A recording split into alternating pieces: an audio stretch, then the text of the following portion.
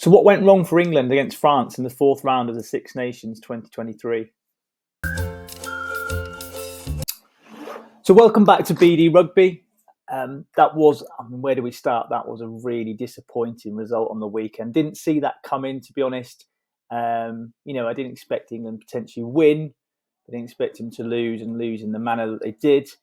As we've done previously for the other matches, we're going to recap on, again, sandwich that criticism. So negative, positive, negative, and highlight some of the areas that maybe not been talked about as much and where England can move forwards.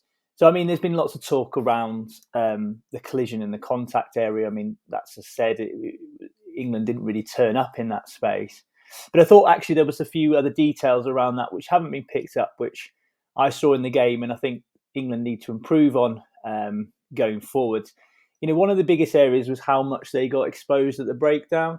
France are one of the best teams there, and I think people talk about the breakdown, and typically it's usually dominated by a forward pack in the back row. But France are very much probably either only France and South Africa really attack that breakdown out wide, and particularly with the addition of Dante, who I think is probably one of the best exponents of that as a back in the world. To have him back made a massive difference, because I think in previous games they'd either not used it or they've been caught, but he's very, very good at that. And England kind of played into that hand. And something I noticed that what England seemed to do. So looking at both France, Ireland and Scotland, and again, not just looking at them because they're winning, and I don't always believe that's the way, but what was stark for me was that when they take the ball up, they've almost got support players literally behind them. So they make contact, they make a dominant contact, and they have players there that arrive at the same time. Now, if you watch back at some of the England, even just the highlights, there's a lot of one-up runners, and the gap between that player making the hit and then his support player is slightly behind. And it just, when France have backs who are good over the ball, they obviously have a dominant back row, and particularly Marchand, the hooker, who's again one of the best hookers at doing that over the ball. England are really going to make themselves isolated, and I think they just played into France's hands. I'd like to see England, at least use. I don't know what that is. I don't know if that's a tactical thing. I don't know if that's just players not playing at intensity, or Ireland often talk about this cohesion, but whether it's England's lack of cohesion.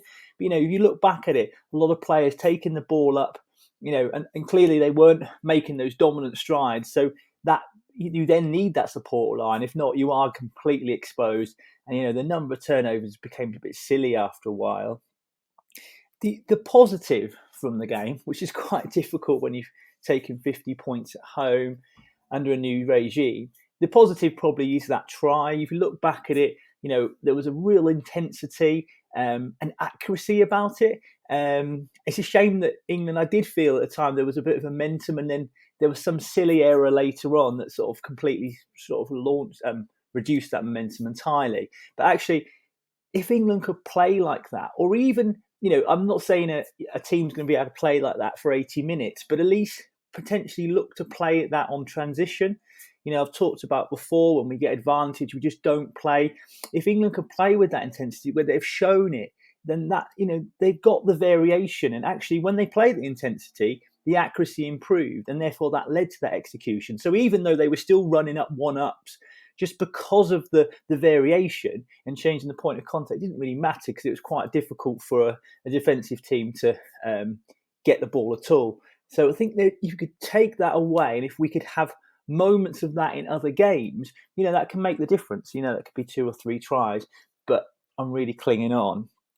I think the other negative that comes across in this team was, and it came across in the selection and the way they played, is that England are perhaps a bit too worried about the opposition.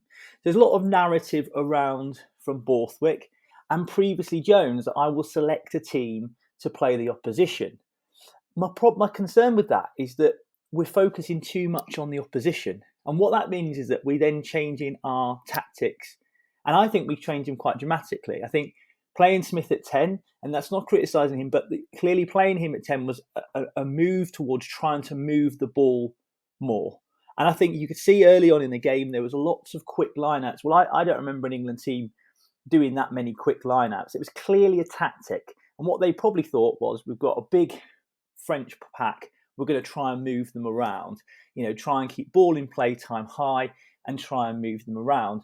But I think the problem with that is it looked like players were, it had elements of Eddie Jones's era where, Eddie Jones was very classically, tweaking his team and tactics for the opposition. But the problem is, and I think players when they're under pressure, they get a little bit, there's a hesitation. And I think quite a lot of the hesitation at the breakdown, in the media, Jack Van Poortveld's been criticised heavily. And it's because I think a lot of it's, they're kind of, when under pressure, they can't remember where to kick or to pass.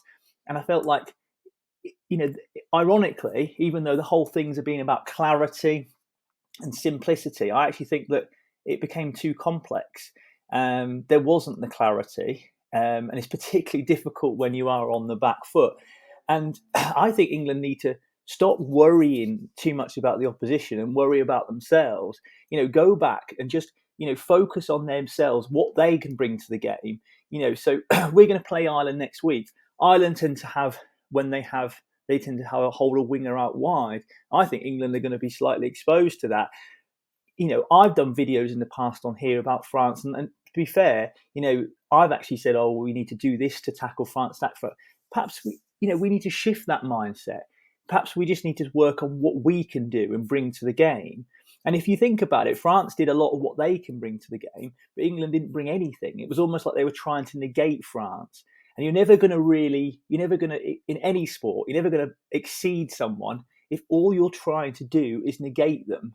You might get the odd win, but you're not going to develop as a team and progress. So I think, the ideal situation is that you have a very clear plan about how you want to play. You focus on yourselves, and maybe you make a few tweaks. So you might, for instance, how Scotland play against England, they have a DNA around their defence, but they noticed that England probably a little bit exposed at the back of the line-out, so they threw a few back lines.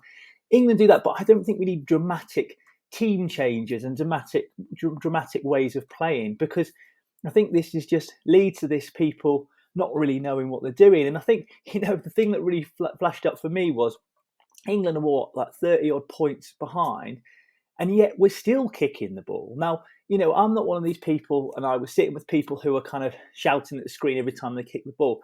I think kicking has a purpose, and it can be in a game of territory, it can actually be really important. But to be honest, when you're 30 points down, there really is no point in kicking the ball away, because you might as well hold on to it, because you're more likely to, it comes of something. You got to, kicking a hopeful ball and trying to get possession, probably when you're that far behind with the time, it makes no sense. So I think, again, it's just people getting in, they kind of don't feel like they've still got that clarity. So I think England need to look ahead to Ireland and just focus on themselves. Maybe there is a few changes that need to occur. Maybe a few players who have kind of played them out of position. I'm not a massive advocate of Eddie Jones, but equally, for anybody, you shouldn't throw out all the things that they said. And he constantly talked about this test match animal. I think a few people probably on the weekend were, caught out. And I think they showed up that they probably just struggle, even though they've got perfect, really good club form, just maybe at that international level, when under pressure, they can't stand up. So I do expect a few changes, but equally what I want to look at is England just going back to what the narrative is about, being a bit more simple, a bit more clarity, and not kind of getting drawn into playing a different way just because of the team. So let's hope. I mean, being honest, I'm not expecting loads. We're playing Ireland in Ireland when they're going for a Grand Slam, and there's all sorts of records within their team, etc. Even though they will have injuries, they've got the depth and they've got people who play within the system. So I don't expect anything much. But hopefully England can at least bring something and restore a little bit of pride in that shirt. And think about the fact that can they build something to actually take through to the World Cup, because this, my understanding, is the last kind of real competitive game before then. So at least there's got to be a performance there, and there's got to be some positives, because to be honest, other than a try, there was very little from the weekend. So hopefully I can be doing a video this time next week whereby I'm a little bit more positive about things. And then we'll do at the end of the Six Nations, do a bit of a recap and kind of thoughts, looking forward towards those World Cup warm-ups and then the World Cup in the autumn. So thanks again for watching. Please subscribe. And if you have any comments, anything you want me to talk about, please do add those, and I will get to those at some point. So thanks again. Bye-bye.